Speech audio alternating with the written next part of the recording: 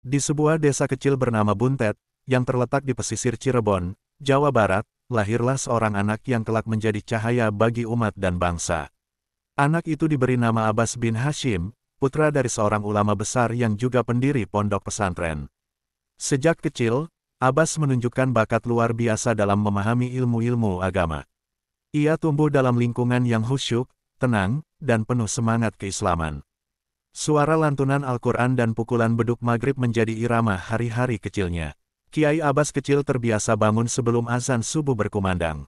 Dalam udara dingin pedesaan, ia sudah duduk bersila membaca kitab kuning di bawah penerangan lampu cempor. Tak ada rasa lelah atau keluh dari wajahnya. Kedisiplinannya bahkan membuat ayahnya, Kiai Hashim, meneteskan air mata bangga. Sejak usia 7 tahun, Kiai Abbas sudah menghafal juz amma dan memahami dasar-dasar tauhid serta fikih. Ketekunannya membuatnya dikenal oleh para santri dan masyarakat sekitar sebagai anak yang penuh barakah. Wajah Abbas kecil bersih, teduh, dan bercahaya. Matanya tajam menyorot penuh rasa ingin tahu. Keningnya selalu basah oleh sujud dan zikir. Ia memakai sarung khas lurik dari benang tenun Cirebon, baju koko putih sederhana, dan peci hitam legam peninggalan kakeknya. Ia tak banyak bicara, tetapi jika mengutarakan pendapatnya, para santri dewasa pun terdiam hormat. Dalam diamnya, tersimpan hikmah yang dalam, dan dalam tindakannya, tersimpan keberanian yang luar biasa. Pada usia remaja, Kiai Abbas mulai belajar kepada banyak ulama besar di tanah Jawa. Ia merantau ke berbagai pesantren, di Tegal, Purwokerto, hingga ke Jombang. Di setiap tempat, ia selalu meninggalkan kesan mendalam. Ulama-ulama besar seperti Kiai Haji Hashim Asy'ari dari Tebuireng, Jombang bahkan memanggilnya, santri emas dari Buntet. Tak hanya karena kecerdasannya, tapi juga karena adab dan kerendah hatian yang memancar dari dirinya. Ia menyerap ilmu laksana tanah yang haus menerima hujan.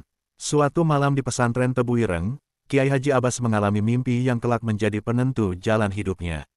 Dalam mimpi itu, ia melihat dirinya berdiri di tengah medan tempur, membawa kitab di satu tangan dan bambu runcing di tangan lain. Di belakangnya, ratusan santri berbaris rapi, bersorban dan bersenjata. Dari langit terdengar suara menggema, ilmu dan jihad tak boleh dipisahkan, Abbas.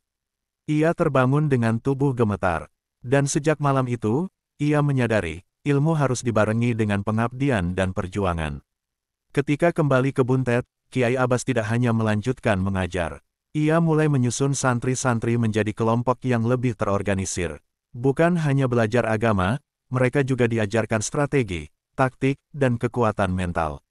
Dalam benaknya, penjajahan adalah penghalang utama umat untuk bangkit. Maka, Kiai Abbas mempersiapkan pasukan santri untuk menghadapi zaman yang penuh badai. Ia menanamkan satu prinsip, belajar agama bukan hanya untuk surga, tapi juga untuk membela tanah air. Masyarakat Buntet saat itu sangat mencintai Kiai Abbas. Ia dikenal bukan hanya karena ilmunya, tapi juga karena kebijaksanaannya dalam menyelesaikan konflik. Suatu waktu, dua keluarga hampir berperang karena persoalan warisan. Namun hanya dengan dua kalimat, Kiai Abbas mampu mendamaikan mereka. Warisan dunia akan habis, tapi warisan damai akan kekal di hati keturunanmu, katanya lembut. Sejak saat itu, nama Kiai Abbas tak hanya dikenal sebagai guru, tapi juga sebagai pemimpin. Pada awal 1940-an, ketika angin kemerdekaan mulai berhembus, Kiai Abbas menjadi salah satu ulama yang secara terbuka menyatakan pentingnya perjuangan melawan penjajahan. Ia menolak tunduk pada Jepang dan membongkar propaganda Nippon yang ingin menguasai pesantren melalui sistem tonarigumi. Ia berdiri di depan ribuan santri dan berkata, "Jepang datang bukan membawa ilmu, tapi membawa belenggu." Kalimat itu menjadi bara perjuangan yang menyala di hati para pemuda pesantren. Tahun 1942, Jepang menginjakkan kaki di tanah Jawa. Di banyak tempat, pesantren-pesantren dijadikan sasaran infiltrasi. Para santri dipaksa ikut kerja paksa dan pelatihan militer ala Jepang. Di Buntet, tentara Nippon mencoba melakukan hal yang sama. Mereka mendatangi pesantren dengan dalih ingin membangun kerjasama, tetapi sejatinya ingin melemahkan kekuatan spiritual umat Islam. Namun Kiai Abbas, dengan sorban putihnya yang berkibar dan wajahnya yang tenang, berdiri di gerbang pesantren dan berkata, "Selama pesantren ini berdiri, tak akan ada tentara kafir yang menginjakkan kaki ke dalamnya." Ucapan itu mengguncang Cirebon. Pasukan Jepang pun mulai curiga terhadap kegiatan di pesantren Buntet. Mereka mengirim mata-mata untuk mengamati aktivitas santri. Tapi Kiai Abbas tidak gentar. Justru ia memperkuat sistem pendidikan militer kepada santri senior. Mereka dilatih bela diri tradisional, membaca peta, menghafal jalur hutan, dan mempelajari taktik perang gerilya. Ia tahu, pertarungan melawan penjajah bukan soal jumlah, tapi keberanian dan keteguhan niat. Santri itu bukan hanya tukang doa, tapi juga penjaga negeri, ucapnya. Kiai Abbas membentuk kelompok semi-militer bernama Hizbullah Santri yang anggotanya berasal dari pesantren-pesantren di sekitar Cirebon.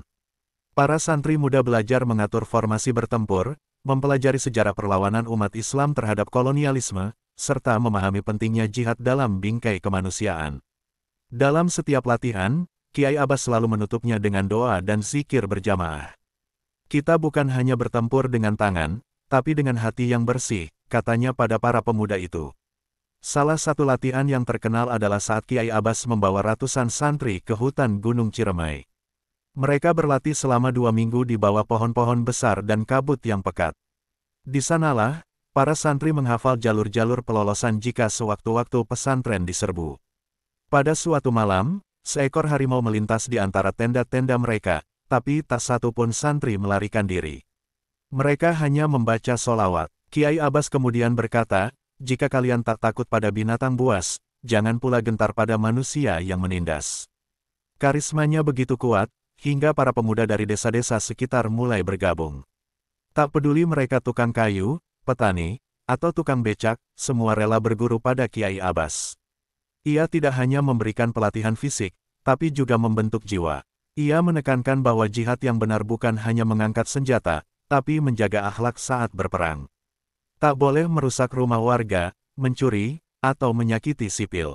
Musuh kita bukan manusia, tapi keserakahan, ujarnya dalam satu pengajian malam. Hubungan Kiai Abbas dengan ulama-ulama besar lain juga makin erat. Ia menjalin komunikasi dengan Kiai Zainal Mustafa di Tasikmalaya, Kiai Hashim Asy'ari di Jombang, dan para pemimpin Laskar Rakyat di Jawa Tengah.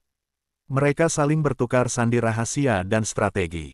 Bahkan, ada saat di mana Kiai Abbas menyamar sebagai penjual buku keliling demi menyampaikan surat penting kepada para pejuang di Jawa Tengah. Keberanian dan kelicikannya dalam strategi membuatnya dijuluki ulama 1000 wajah. Di tengah perjuangan, Kiai Abbas tak pernah meninggalkan kegiatan mengajar. Setiap subuh, ia tetap mengisi kajian tafsir dan hadis. Bahkan, dalam masa-masa genting sekalipun, ia mengajak para santri untuk tetap menyelesaikan hafalan Quran mereka. Jika kita mati esok, lebih baik mati dalam keadaan menghafal firman Allah, katanya kepada seorang santri yang takut ikut pelatihan malam. Kata-katanya membakar semangat, menyatukan ibadah dengan perjuangan dalam satu napas. Tanggal 17 Agustus tahun 1945, Indonesia memproklamasikan kemerdekaannya. Kabar itu sampai ke Buntet lewat kurir pesantren yang berlari dari Cirebon dengan napas terengah. Kiai Abbas langsung mengumpulkan seluruh santri dan masyarakat di halaman pesantren. Di bawah langit biru, di antara pohon-pohon jati dan suara burung pipit, ia membacakan teks proklamasi dengan suara bergetar. Air mata membasahi pipi para santri. Tapi Kiai Abbas berkata, ini baru awal. Kemerdekaan sejati harus kita jaga dengan darah dan iman. Tak lama setelah proklamasi, Belanda datang kembali dalam bentuk NICA, didukung tentara sekutu. Buntet menjadi target pengawasan karena dikenal sebagai pusat gerakan Islam yang aktif. Kiai Abbas menanggapi ancaman itu dengan menyiapkan benteng pertahanan santri. Ia membagi mereka ke dalam 3 kelompok, barisan tempur, barisan logistik, dan barisan dakwah. Setiap kelompok punya tugas masing-masing, tapi semua mengabdi pada satu tujuan, mempertahankan tanah air atas nama Allah dan bangsa. Pasukan santri Buntet mulai bergerak ke berbagai wilayah. Mereka ikut bertempur di pertempuran Karangampel, Indramayu, bahkan sampai ke Majalengka. Mereka membawa bambu runcing, kitab kecil, dan keberanian yang tak bisa ditaklukkan. Dalam setiap pertempuran, mereka mengumandangkan takbir, menjadikan sholat sebagai kekuatan jiwa. Musuh heran melihat keberanian mereka. Banyak tentara asing mengatakan, kami melawan manusia, tapi seperti menghadapi api yang tak bisa dipadamkan. Dalam salah satu pertempuran besar di Cirebon, pasukan santri berhasil menggagalkan sabotase jalur kereta yang hendak digunakan Belanda untuk mengangkut logistik. Kiai Abbas sendiri yang memimpin operasi itu dari balik bukit. Ia memberi instruksi lewat sandi isyarat dan pesan berantai. Ketika kereta musuh lewat, pasukan santri menyerbu dengan taktik gerilya. Setelah itu, mereka menghilang ke hutan. Tak satu pun yang tertangkap. Keberhasilan itu membuat nama Kiai Abbas makin ditakuti, dan santri-santrinya dijuluki Laskar Bayangan. Namun, perjuangan bukan tanpa korban. Banyak santri gugur, termasuk dua keponakan Kiai Abbas sendiri. Saat jenazah mereka dibawa pulang ke Buntet, Kiai Abbas berdiri menatap dalam diam. Ia tak menangis, tapi wajahnya penuh cahaya keikhlasan. Di depan para santri, ia berkata, "Siapa yang hari ini kehilangan, maka dia telah menabung pahala di sisi Tuhan." Bangsa ini lahir dari darah orang-orang yang tidak ingin dibayar. Kata-kata itu terus diingat oleh para pejuang hingga hari tua mereka. Pada waktu yang sama, Kiai Abbas tetap menjaga keberlangsungan pesantren. Di sela-sela pertempuran, ia tetap membuka kelas tafsir dan fiqh. Santri yang baru datang dari luar kota tetap diterima. Bahkan beberapa anak yatim korban perang ia jadikan murid pribadi. Ia mengajarkan mereka bukan hanya ilmu agama, tapi juga sejarah perlawanan umat Islam dari masa Rasulullah hingga perjuangan Aceh dan Jawa. Pesantrennya menjadi benteng ilmu dan semangat nasionalisme yang tak pernah padam. Hubungan Kiai Abbas dengan pemimpin nasional pun semakin kuat. Ia menjalin komunikasi rahasia dengan para tokoh Republik di Yogyakarta, termasuk Bung Karno dan Bung Hatta. Surat-suratnya disampaikan lewat kurir-kurir khusus, berisi laporan tentang kondisi Laskar Rakyat dan pesan moral bagi para pemimpin agar tidak meninggalkan pesantren dan kaum santri. Salah satu suratnya bahkan dibacakan dalam sidang darurat pemerintah RI di tahun 1948, sebagai bukti bahwa pesantren ikut menanggung beban negara. Meski menjadi tokoh penting dalam perang kemerdekaan, Kiai Abbas menolak jabatan politik. Ia beberapa kali ditawari masuk dalam kabinet atau Dewan Ulama Negara, tapi ia selalu menjawab, "Bagi saya, memimpin hati umat lebih berat daripada memimpin kursi kekuasaan." Ia percaya bahwa dakwah dan pendidikan adalah jalan panjang yang lebih dalam. Ia ingin agar generasi berikutnya tidak hanya mengenang santri sebagai prajurit, tapi sebagai pendidik, penyabar, dan penjaga ruh bangsa. Setelah agresi militer Belanda kedua pada tahun 1948, suasana di banyak wilayah Jawa Barat berubah menjadi abu-abu. Banyak pesantren rusak, rakyat panik, dan perang saudara mulai meletup di beberapa tempat. Kiai Abbas memutuskan untuk memfokuskan diri pada rekonsiliasi. Ia mengumpulkan para ulama dan tokoh masyarakat di Cirebon dan Indramayu dalam sebuah musyawarah terbuka. Dengan suara yang tenang tapi tajam, ia berkata, "Kemerdekaan ini tak akan abadi jika kita bertengkar sesama saudara. Musuh sejati kita bukan orang berbeda pendapat, tapi penjajahan dan kebodohan." Musyawarah itu menghasilkan satu piagam damai yang ditandatangani lebih dari 100 ulama dan tokoh lokal. Kiai Abbas selalu menjadi jembatan antara kelompok Islam, nasionalis, dan pejuang tradisional yang sebelumnya bersilang jalan. Ia berjalan dari satu pesantren ke pesantren lain, dari hutan ke desa, hanya untuk menyampaikan pesan damai. Di beberapa tempat, ia bahkan harus menempuh jalan kaki belasan kilometer sambil membawa kitab dan tasbih. Santri-santri menyebut perjalanan itu sebagai rihlah damai. Pada suatu ketika, Kiai Abbas mendatangi sekelompok pejuang bersenjata yang menolak berdamai dan memilih tinggal di hutan. Mereka menuduh pemerintah pusat telah mengkhianati cita-cita Islam. Tapi Kiai Abbas tidak menghakimi mereka. Ia hanya datang, duduk bersama mereka, makan singkong rebus, dan mengajak bicara pelan-pelan. Dalam 2 hari, seluruh kelompok itu turun gunung dan bersedia kembali ke masyarakat. Kiai Abbas berkata, "Kalau kalian punya luka, biar saya bantu mengobatinya. Tapi jangan terus hidup dalam dendam." Pesan-pesan perdamaian Kiai Abbas juga merambah ke medan dakwah.